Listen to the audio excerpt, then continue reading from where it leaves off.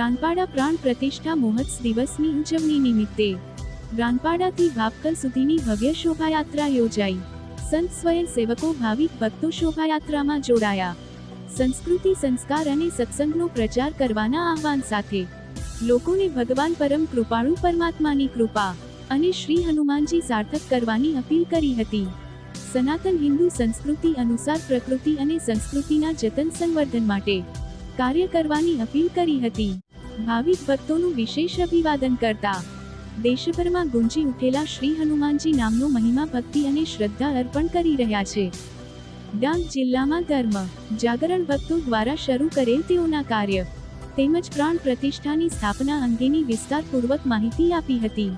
પ્રાણ પ્રતિષ્ઠા મહોત્સવ ભૂમિની અસ્મિતા અને વિરાસત તથા અહીંની સનાતન સંસ્કૃતિની ક્ષમતાનો પરિચય આપી અનેક આક્રાંતાઓએ સનાતન હિન્દુ સંસ્કૃતિને તહસ નહસ કરવાની નાપાક કોશિશ કરી. તેમ છતાં સનાતન સંસ્કૃતિ તેના સિદ્ધાંત સાથે ટકી રહી છે તેમ જણાવ્યું હતું. આદિવાસી સમાજને હજારો વર્ષોની પરંપરા મુજબ સમાજની મુખ્ય ધારામાં લાવવા માટે અનેક સમય પગલાંનો રાજ્ય લઈ રહી છે.